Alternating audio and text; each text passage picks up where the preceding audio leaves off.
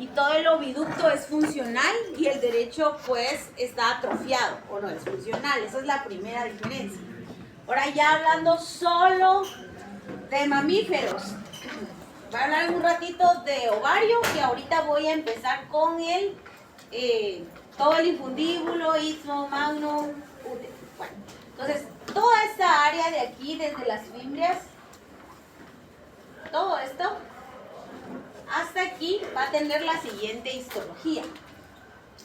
Para iniciar, el aparato reproductor de la hembra, pues sabemos que es un órgano que es membranoso, entonces va a tener como siempre una luz, ¿verdad?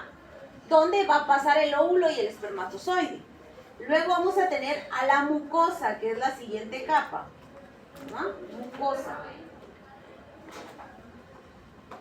La mucosa de todo el sistema reproductor femenino hasta el cuello del útero, va a ser epitelio cilíndrico simple con células ciliadas y no ciliadas. Todo esto hasta el cuello del útero. O sea, la mucosa tiene epitelio cilíndrico simple con células ciliadas y no ciliadas. Las células ciliadas es porque tienen que mover los cilios para lanzar al óvulo aquí, ¿verdad? Entonces, digamos, los cilios se van moviendo hacia acá, pero a la vez el espermatozoide va para arriba, ¿verdad? Entonces, este movimiento de los cilios va en contra, o sea, va sacando al espermatozoide, pero la razón es que el espermatozoide debe agarrar capacidad fecundante, que solo el más fuerte puede ir en contra de ese movimiento ciliar. Lo siguiente, las células no ciliadas van a ser secretoras y van a secretar lo que ustedes conocieron en la embrión 1 como la leche uterina. Bueno, la siguiente capa que pertenece, tenemos mucosa, epitelio, con células ciliadas y no ciliadas, cilíndrico simple. La siguiente es el corion, conocido también como lámina propia, que para aquí pues solo va a ser tejido conjuntivo. Todo el sistema reproductor femenino de los mamíferos no tiene su mucosa. Pues aquí no hay su mucosa. Quiere decir que no hay muscular de la mucosa, ¿verdad? Ahí no tenemos el plexo que va aquí, ¿verdad? El plexo submucoso tampoco está. Y luego tenemos la túnica muscular. La muscular de aquí, sin contar el útero, va a ser una circular interna y una longitudinal externa. Luego la siguiente va a ser una serosa, que sabemos que la serosa contiene tejido conectivo y un mesotelio. Ahora vamos al útero. El útero, la mucosa, ¿no? Entonces aquí está la luz. Tenemos la mucosa, el mismo epitelio cilíndrico simple con células ciliadas y no ciliadas. Luego tendríamos aquí el corion, ¿verdad? Porque sabemos que no hay su mucosa, el corion. Y el corion o lámina propia va a tener glándulas uterinas, que son las que ustedes, la doctora les preguntaba siempre, que como estaba la placenta, ¿verdad? Que era esto y que eran las glándulas uterinas, pues van a ser estas mismas. Y luego, en la muscular, el útero va a tener una plexiforme, o sea, no tiene una forma definida. La razón es cuando va a ser la expulsión del embrión, el movimiento, el músculo liso debe ser en todas las direcciones. Por eso no hay una dirección definida, ¿verdad? Contraerse en todas las direcciones posibles. Y para terminar, tenemos una serosa otra vez. Ya sabemos que es tejido conectivo y mesotelio. Vamos a dejar esto aquí para después comparar con lo que tienen las aves. Pero no está tan complicado. Vamos a hablar un poquito del ovario, los folículos que ya más o menos ustedes los han visto en embriología. Bueno, este sistema reproductor de hembras. Para iniciar, sabemos que el sistema reproductor está formado por órganos internos y externos. Las características de esto van a depender de las diferencias en especie, que supongo que están viendo en anatomía, ¿verdad? que los ovarios tienen diferente forma dependiendo de qué especie estamos hablando. Y así también los cuernos uterinos y la forma del útero. Todo eso va a depender de la especie. Pero todos contienen lo mismo, ¿verdad? Los órganos internos que son los ovarios, las fodas uterinas, oviducto, el útero y la vagina. Y los externos que realmente va a tener las mismas características de piel. Cuando hablemos de sistema tegumentario vamos a incluir todas las estructuras que son de piel. Bueno, entonces los ovarios tienen las mismas características que los testículos, van a producir una gametogénesis o ovogénesis, que es producción de gametos, y una esteroidogénesis, que es la producción de esteroides, y para este caso las hormonas van a ser estrógenos y progesterona. Y hablamos ayer, para los machos era andrógenos o testosterona. Bueno, entonces los gametos en desarrollo son ovocitos, como ustedes ya saben, y maduros ya son óvulos. Y la importancia de las hormonas es que los estrógenos van a permitir el crecimiento y maduración de los órganos sexuales internos, externos, y el comportamiento, características femeninas, o sea, la misma función que la testosterona. Y la progesterona va a preparar al útero para empezar a secretar. ¿Quién acabo de decir yo que quién secreta en el útero? ¿Quién secreta? Dije, bueno, secreta una sustancia que se llama las células ciliadas. Las células ciliadas. Entonces las células ciliadas son influenciadas por la progesterona para empezar a producir, para que si llega el óvulo empiece a alimentarse. Porque si el óvulo está ahí 3 días sin alimentarse va a morir. Bueno, y también va a preparar los cambios necesarios para que la glándula mamaria también empiece a secretar, y todo el endometrio, las glándulas endometriales que están aquí, también empiecen a secretar. Bueno, entonces sabemos que los ovarios son órganos pares únicamente en los mamíferos, porque las aves solo tienen uno funcional. Y el tamaño y la forma depende de la especie. Va a estar unida a la pelvis por el ligamento suspensorio del ovario, también el ligamento ancho del útero en cierta parte como que lo detiene, y los ligamentos van a pasar los vasos sanguíneos y nervios que lo van a irrigar. Bueno, antes de la madurez sexual, la superficie del ovario es lisa, pero cuando la hembra empieza a ovular va a estar lleno de cicatrices, y ustedes van a ver cuando hagan necropsias que el ovario se observa lleno de cicatrices blancas y está como corrugado de todas las ovulaciones que realiza. ¿Qué tiene el ovario histológicamente? Al ser un órgano parenquimatoso va a tener aquí adentro una médula donde van los vasos sanguíneos y nervios, y una corteza donde están los folículos en diferentes grados de desarrollo.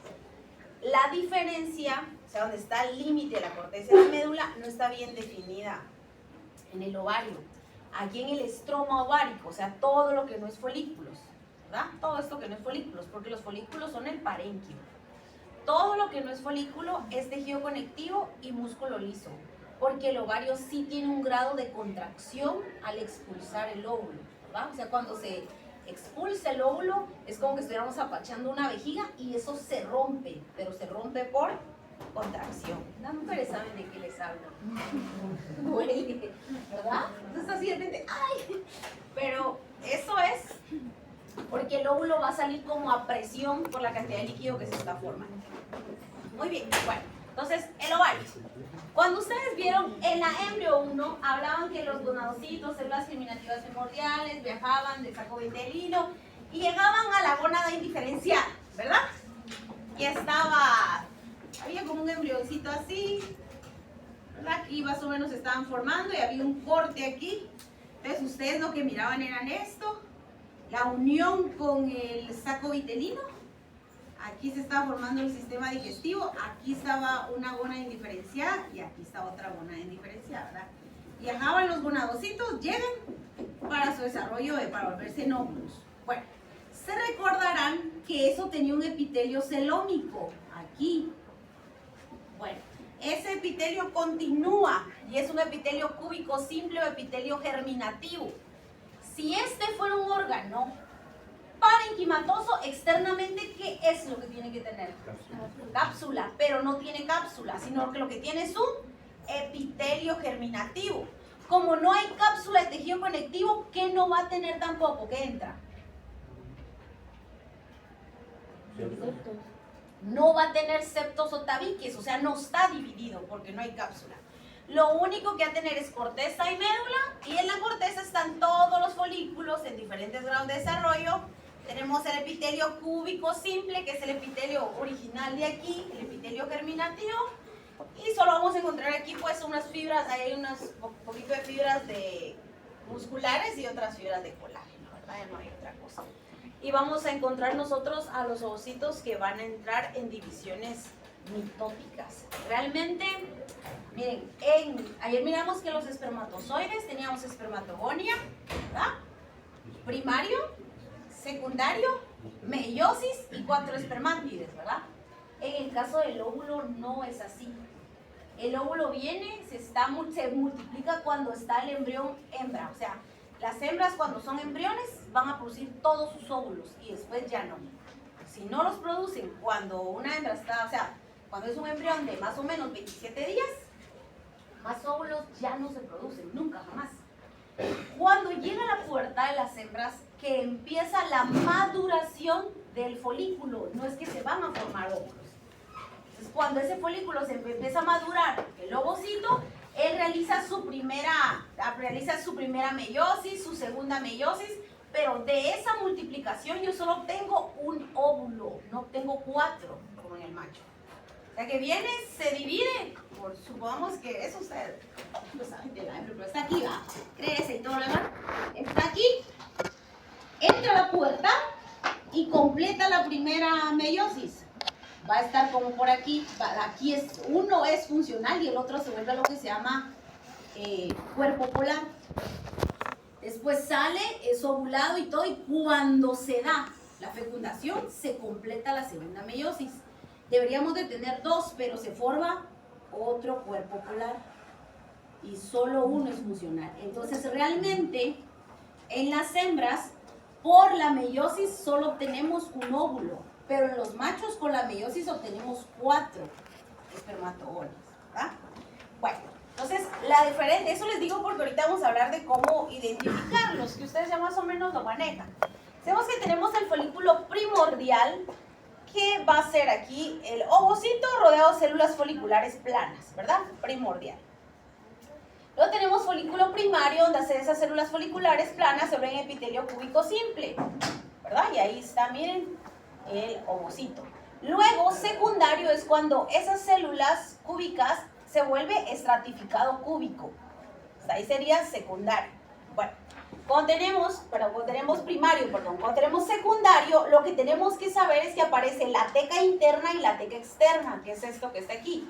Entonces aquí está nuestro ovocito, aquí están las células foliculares con un epitelio estratificado cúbico y estas son las tecas.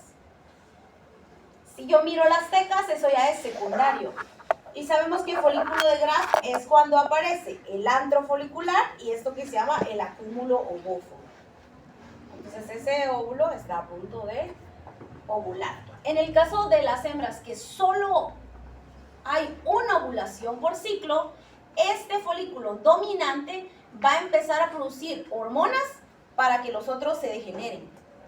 El caso de hembras que sí, bueno, hay varios folículos que salen, entonces hay varios dominantes y todos son ovulados. ¿Hay dudas aquí? ¿No? Eso está fácil, ¿verdad? Bueno, la ovulación va a ser el proceso donde se libera un ovocito secundario o un folículo de Graf. Sabemos que sale con parte del acúmulo ovóforo, que es la corona radiada, la zona pelúcida y el núcleo. Bueno, entonces hablábamos que el aumento de la presión del líquido que está en el antro folicular, o sea, este líquido que se está formando aquí, es el que obliga a que haya una ovulación. Porque los estrógenos están hasta arriba y los estrógenos hacen que las células foliculares empiecen a producir líquido. Entonces, como el estrógeno está hasta el punto más alto, entonces empieza más líquido, hasta que va a estallar. En el momento que estalla hay un pico, o sea, está hasta arriba el estrógeno, hasta el pico y baja. Y desciende y empieza la progesterona a subir. Van a haber contracciones musculares y sabemos que se va a dar la ovulación y se rompe. Cuando se rompe y se da la ovulación, se forma algo que se conoce como cuerpo rojo, ¿verdad? Y ese cuerpo rojo luego se va a transformar en un cuerpo lúteo. Que sabemos que el cuerpo lúteo es quien mantiene la preñez. Estamos aquí, que son los segmentos que estamos viendo. Decíamos que todas las tubas uterinas hasta el útero va a estar formado de infundíbulo, fimbrias, ámpula y el istmo. El infundíbulo es el segmento más cercano al ovario, o sea, va a ser esta parte, y se va a continuar con el ámpula, ¿verdad? El ámpula es el sitio de la fecundación, donde estamos aquí. Las fimbrias, ¿verdad? Son esta parte que únicamente van a recibir al óvulo. Y sabemos que el istmo es este segmento medio entre la tuba uterina y el útero. Y hablábamos que tenía células ciliadas, que son estas, y células no ciliadas, ¿verdad? Las ciliadas para mover al óvulo y las no ciliadas para secretar sustancias nutritivas. Bueno, pues aquí está el primero. Eso que está ahí, estamos hablando que es oviducto. El útero no tiene todos estos pliegues que salen a la luz. O sea, el útero no tiene pliegues de la mucosa. La razón es porque ahí tenemos todo el epitelio y sabemos que ahí lo que estamos haciendo es que queremos hacerle las cosas más difíciles al espermatozoide, ¿verdad? Entonces todo esto es como un laberinto. Entonces el espermatozoide está en contra del movimiento ciliar y también va a tener todo este obstáculo. Pero dijimos que la función es que él agarre capacidad fecundante.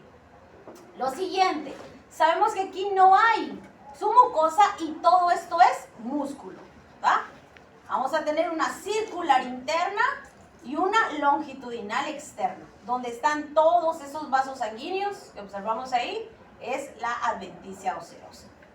O sea, con un mesotelio y tejido conectivo. No hay nada más. Bueno, el útero. Sabemos que el útero va a tener un cuerpo y un cuello, ¿verdad? Va a comunicarse con el cervix al final, en el extremo, y luego con la cavidad vaginal. Bueno, miren la diferencia. Primero, el útero no tiene pliegues y lo que va a observar en gran cantidad son las glándulas endometriales, que es cuando el embrión, o sea, cuando el óvulo ya esté fecundado y yo tengo un blastocisto, entonces sí, las glándulas endometriales van a secretar sustancias. Luego, aquí dice que los únicos que tienen epitelio estratificado son las yeguas y las vacas. Tenemos la mucosa, corion, muscular plexiforme y luego tenemos serosa con un mesotelio y tejido conectivo. Bueno, entonces el cuello uterino. El cuello uterino va a ser la comunicación donde tengamos el útero y el cervix y ahí únicamente va a haber un cambio de epitelio que nosotros traemos aquí. Aquí miren, la imagen está un poquito al revés. Pero aquí nosotros vamos hacia afuera, o sea, conducto cervical y vaginal, y aquí estamos hacia útero. En el cuello va a ser el cambio o transición de epitelio. Aquí tenemos estratificado plano y aquí tenemos cilíndrico simple, ¿verdad? Con microvellosidades. Aquí va a estar lleno de glándulas mucosas que algunas veces se pueden informar quistes. Y eso es todo. ¿Alguna duda ahí? No. Se miran cansados y empezaron a desvelarse.